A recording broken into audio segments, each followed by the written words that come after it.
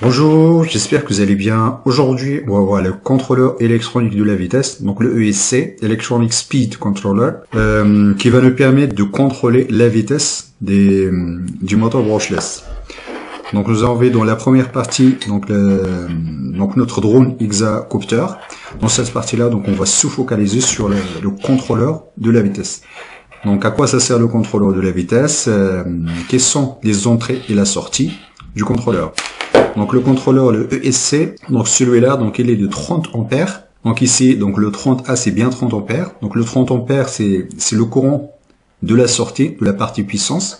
Donc ça ce sont les sorties qui vont vers les pôles du moteur. Donc le contrôleur il est constitué de deux parties. Donc la partie puissance qui est cette partie-là, donc il est constitué de trois phases.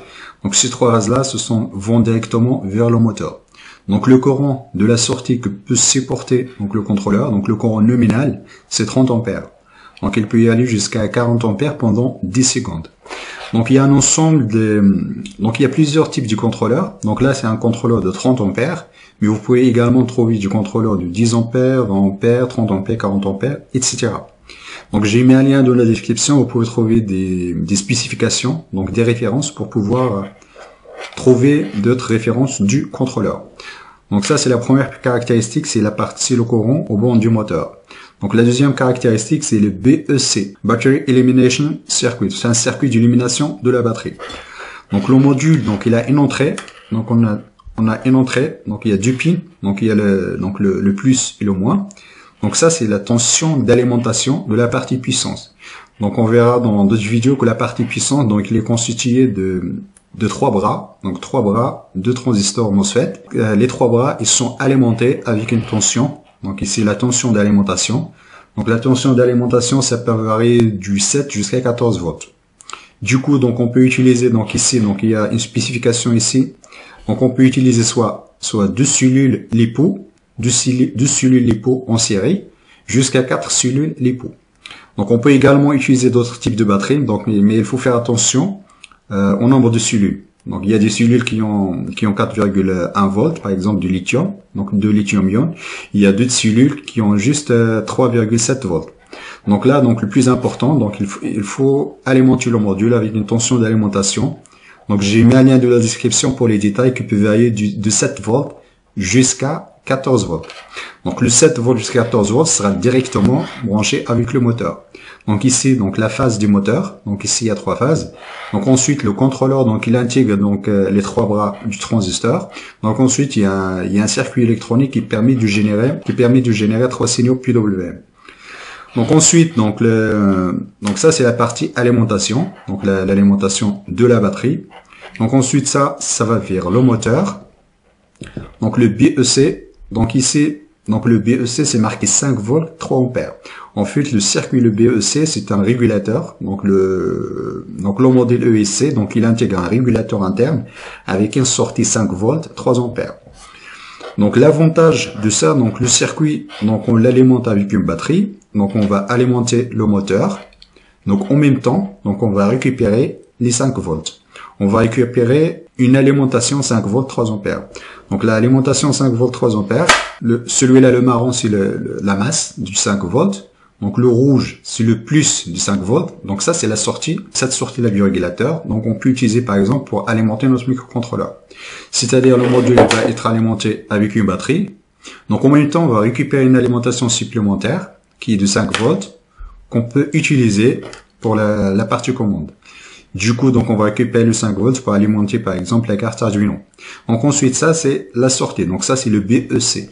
Donc il faut bien noter, le BEC c'est un régulateur interne 5 volts 3 ampères. Donc quand vous allez acheter un contrôleur de vitesse, il y a du contrôleur qui intègre le BEC. Donc il y a du contrôleur qui intègre une source d'alimentation supplémentaire. Donc ensuite, donc il y a plusieurs ampérages. Donc vous pouvez trouver 1 ampère, 2 ampères, 3 ampères, etc.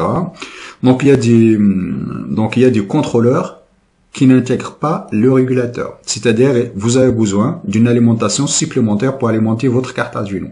Donc là, grâce à ce module-là, donc on peut alimenter par exemple avec une alimentation, une batterie. Si on met par exemple 3 cellules lithium, donc 4,1 x 3, donc ça fait 12,3. Donc là c'est bien. Donc ensuite, donc là donc il y a la partie puissance, donc on va brancher notre moteur. Donc ensuite, on va récupérer les 5 volts ici. Donc on va récupérer le 5 volts là, puis ce 5 volts là, on peut utiliser pour alimenter la carte Arduino. Donc ça, c'est le concernant le BEC. C'est les spécifications de la batterie. Donc il suffit juste de faire le calcul combien de celui que vous avez besoin pour que votre alimentation soit comprise entre 7 volts et 14 volts. Ça, c'est le plus important. Donc le S, c'est-à-dire en série. Par exemple, quand vous trouvez 2S, 3S, 4S, c'est le nombre de cellules l'époux en série. Donc ensuite, donc il y a un autre pin ici. Donc ce pin là, c'est le pin de la commande. C'est-à-dire, donc on a une entrée PWM.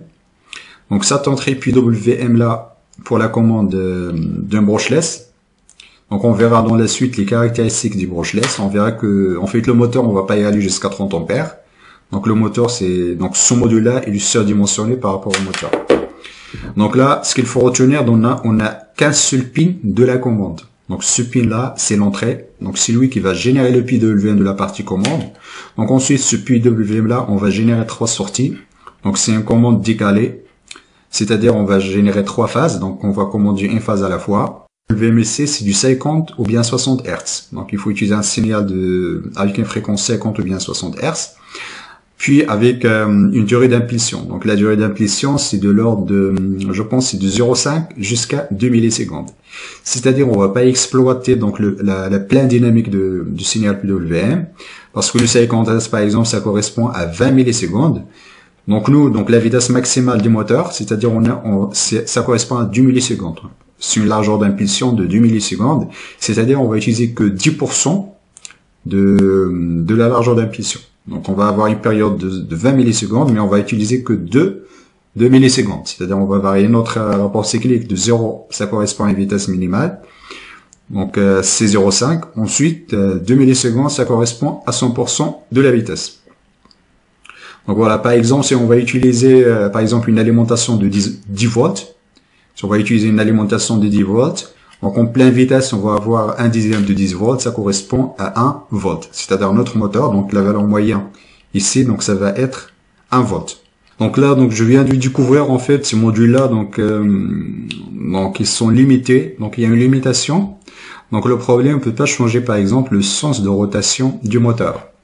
Donc pourquoi? Donc une fois qu'on a fait le câblage, donc une fois qu'on a fait le câblage entre le module et le moteur brushless, on a aucun moyen pour inverser donc les phases, pour inverser l'un des 3 phases, pour qu'on puisse inverser le sens de rotation du moteur. Concernant les séquences de vol, donc les moteurs doivent être tournés dans des sens spécifiques. Par exemple, si on va utiliser un quadricoptère, si on a 4 moteurs, donc les moteurs ils vont pas tourner dans le même sens. Donc il doit y avoir un sens de rotation spécifique par un mode de vol.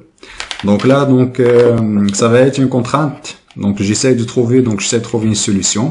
Donc pour le moment, ce qu'on peut faire avec ce module-là, donc on peut commander un moteur. Donc on peut varier la vitesse du moteur de 0 jusqu'à 100%.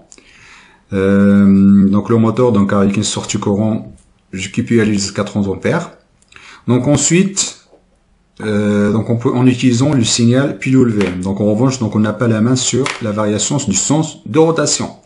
Donc si vous avez des idées ou des propositions, n'hésitez pas à les mettre en commentaire. Donc on verra dans la suite, lorsqu'on va faire les tests, on verra dans la prochaine vidéo lorsqu'on va faire les tests de ce module-là. Donc on va voir la forme d'onde des sorties là.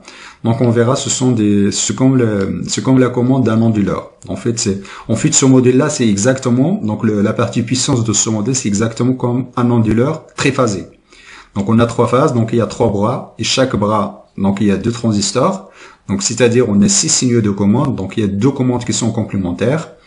Donc ensuite, donc les 3 phases, donc on va avoir 3 sorties ici. Ce sont des sorties avec une commande décalée. Du coup, donc on va attaquer les 3 phases du moteur. Donc voilà, donc on verra dans la prochaine vidéo les tests de ce module-là. Donc on va utiliser une carte Arduino pour générer un signal PWM, donc avec un rapport cyclique de 0 jusqu'à 10%. Donc ensuite avec une fréquence de 50 Hz. Donc ensuite on va observer avec un oscilloscope donc les sorties. Donc les formes d'onde des 3 sorties. Donc on va voir la forme d'onde des 3 sorties. Donc ensuite on peut faire un test avec le moteur brushless. Je vous remercie de votre attention et à la prochaine vidéo.